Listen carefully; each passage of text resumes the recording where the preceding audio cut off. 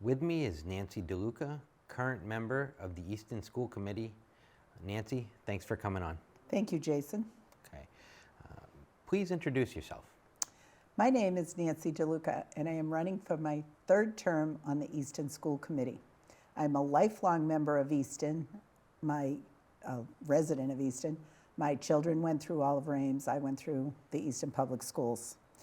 The big thing about my introduction today is I want to say that the election is Saturday, April 23rd from 10 a.m. to 4 p.m. at the Oliver Ames High School. This is the end of April vacation, so if you need to get an absentee ballot, please do so and vote on April 23rd. So tell us, why are you running for school committee? I am running for school committee because, firstly, I love Easton Public Schools. Having gone through the system, my kids went through the system, and I find it to be just a nice place to grow up, to get educated, and to live.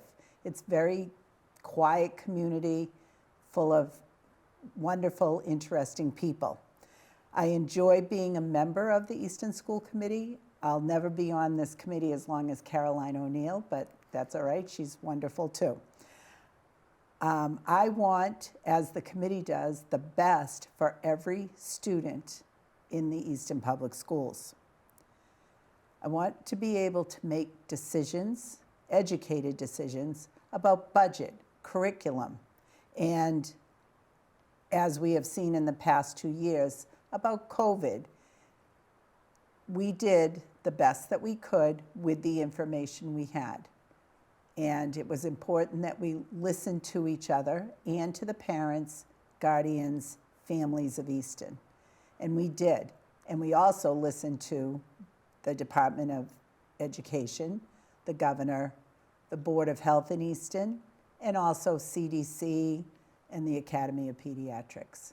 So I think being part of the school committee is just a very rewarding way to give back to the town what they have given to me.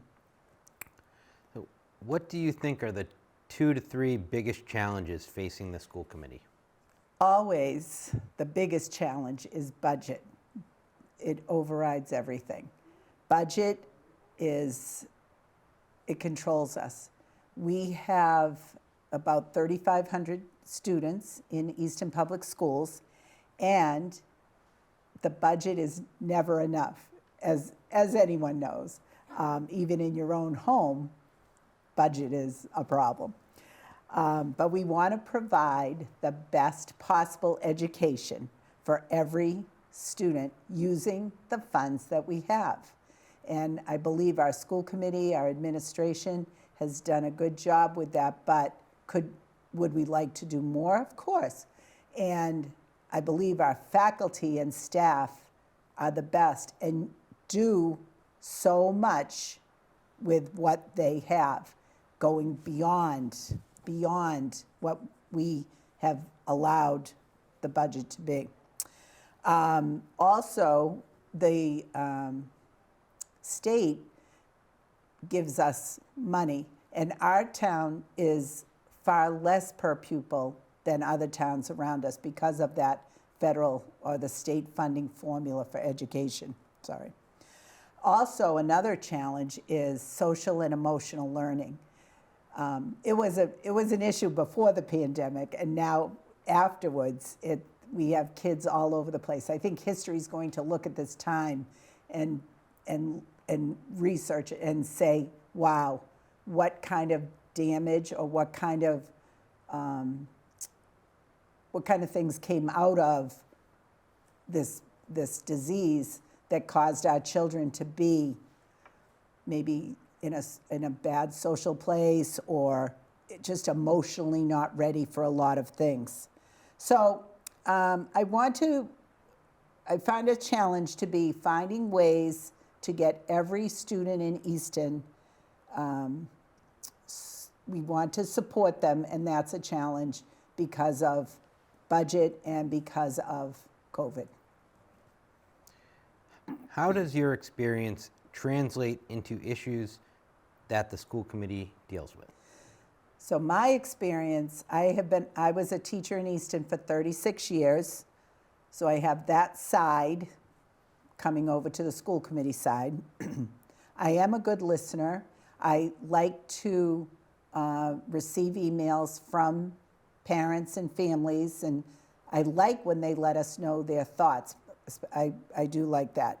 I enjoy finding out about things and doing some research, what's going on in this town or that town, and then bringing it to the table as a suggestion or whatever for the Easton Public Schools. So my experience is kind of all over the place, from teacher. I was union president of the teachers union while I was a teacher, and then going on to school committee and being just a good member with my committee. All right. Lastly, what do you hope to accomplish as a member of the school committee? I hope to accomplish that, working with the whole school committee, working all together. We all have committees that we're on, but one thing that we are looking at is the state funding formula, just to see if we can kind of make that a better way to get more money for Easton. Also, another thing I was thinking about, trying to keep costs to Easton families appropriate. We have such a great music department. Our sports, the arts are all so important to so many students in Easton.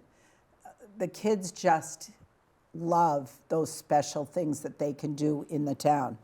And I wouldn't want any student to be prohibited from playing or being in the music department or in the arts because they couldn't afford the fees or the cost.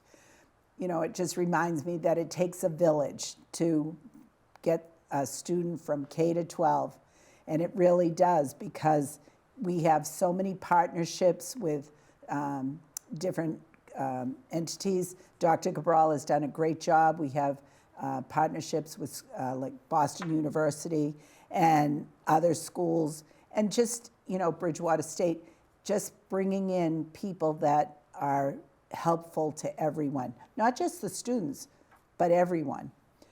And then, just so excited about the new Blanche Ames School being built and ready to be opened hopefully in January. That is an accomplishment that I set out when I ran 6 years ago. That was on the agenda for me, was hopefully to get a new elementary school. So this is coming true, and I am very excited about it. And I just want to thank everybody for all their help as my journey over the last 6 years has been going. And, it hasn't always been easy, that's for sure. And as part of the school committee, it's not just Thursday night meetings every other week. There's a lot that goes into it. And I'm very happy to be part of the Easton Public Schools and the Easton School Committee. All right. Nancy, thank you for joining us today. Jason, thank you very much for having me.